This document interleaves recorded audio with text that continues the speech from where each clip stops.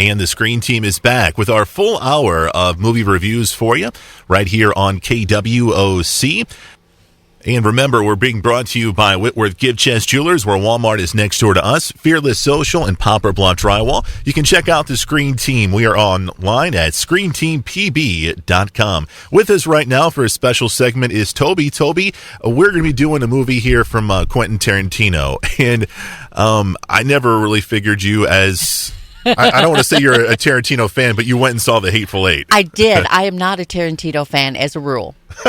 As a rule, just, and it's one of those things when you go with a date, you go to see it. But actually, I'm a Kurt Russell fan, so blend the two together, and it worked. And I'll have to admit, I liked this one. You liked it? I liked it.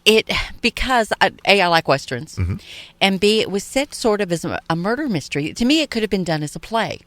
Yes, it could the way it was only 3 basic scenes, and the way the twists and turns of the plot went, it was like any mystery thriller that you'd see on stage somewhere. Yeah.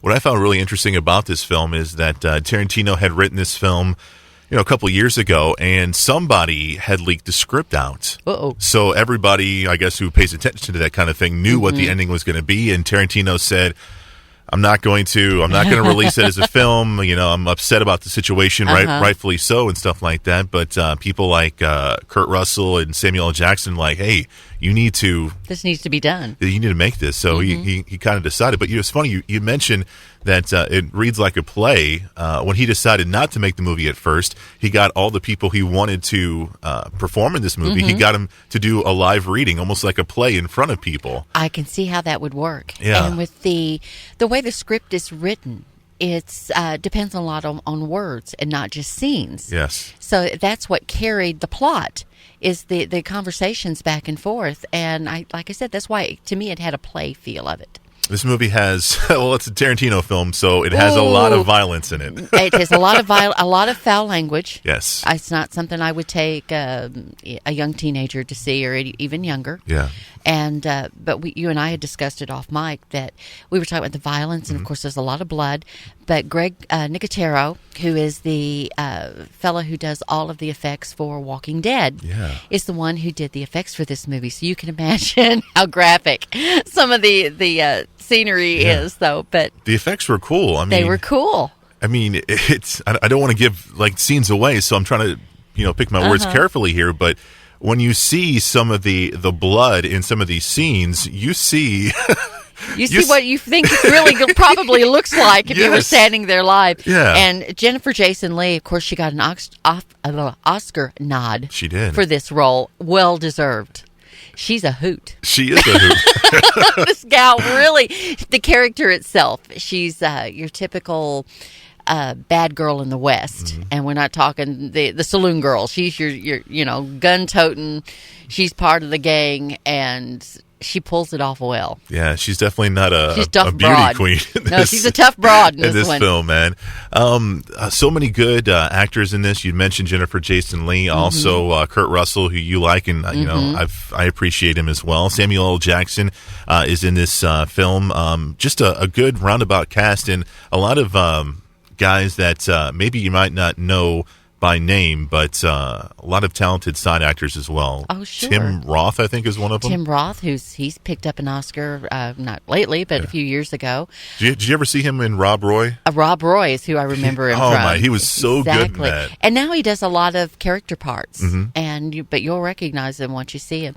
What surprised me as I saw through the credits is it came through Lee Horsley, who's from my even before my generation. He did a show in the 70s called Matt Houston. Okay. And he was kind of like a Magnum PI type thing, and he was just one of the stagecoach drivers at the end. Oh wow, I didn't know that. I'm like, oh my gosh, there he is. Yeah. And of course we talked about Channing Tatum's character. Channing Tatum. So we're not going to go there, but I kept waiting for him, and he's in it. Yes, ladies, he is in that. And like you said, a lot of actors. It was just a very well-rounded cast. There was a couple of points I had actually seen this film during the afternoon. I was working the morning shift for Randy, so I watched it in the afternoon. There was a couple parts where I almost fell asleep because I felt the dialogue was a little too... a little wordy at times. A little wordy at times, but not bad. Not bad. Yeah. But about the time I needed to get up to go to the bathroom, I didn't want to. Yeah. Because I was afraid I'd miss something, because there are so many twists and turns in the plot that you may miss something so make sure you go before before everything starts. Definitely. I was surprised because they said when they first released this film that there was supposed to be like an intermission in between. Really? Yeah, because the movie's almost 3 hours long, and they said they were going to do like a 10-minute intermission in between, kind of give you that old feel of going to the movies with those epic type of movies. Gone with the Winds and the Ben-Hurs with the intermissions in there. Yeah, I used to love watching those films, not only with that, but also with the...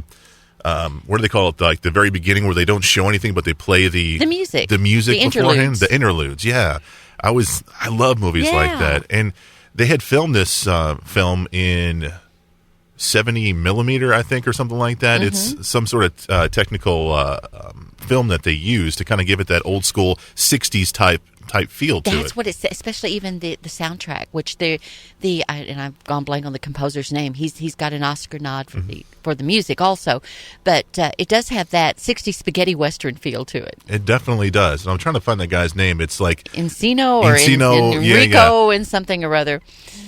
But a lot of that music that was used in this was, I think if I'm getting it right, it was music that was supposed to be used for The Thing.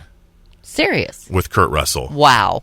And of course, there was some controversy with this particular film with Quentin Tarantino and I believe the police department in New York City. Is that right? Most police departments, they had sent out over social media to boycott the movie after some of the quotes that Quentin Tarantino said after the Blue Lives Matter thing.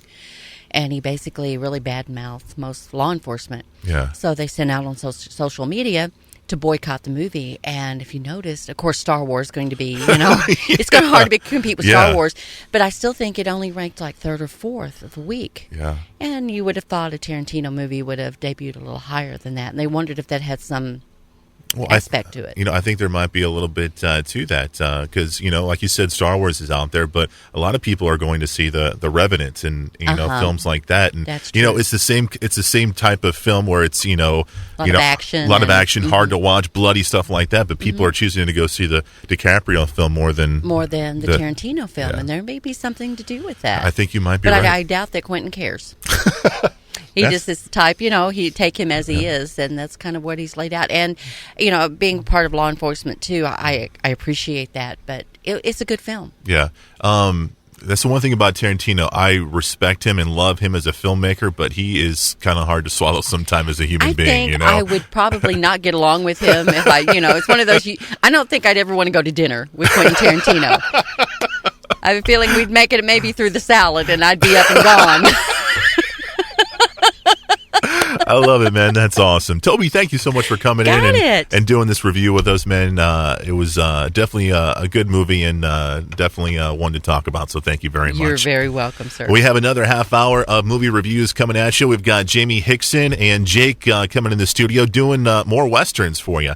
We're going to be doing the movie Silverado with Kevin Kline and Danny Glover back from the mid-1980s. Yes, I remember that one. We're also going to be reviewing Bone Tomahawk. Now, this has got Kurt Russell in it. Yes, it does. It's a new movie that came out in late 2015, and we're going to finish things up with the movie we just got done talking about, The Revenant. It's all coming your way next, right here on KWOC.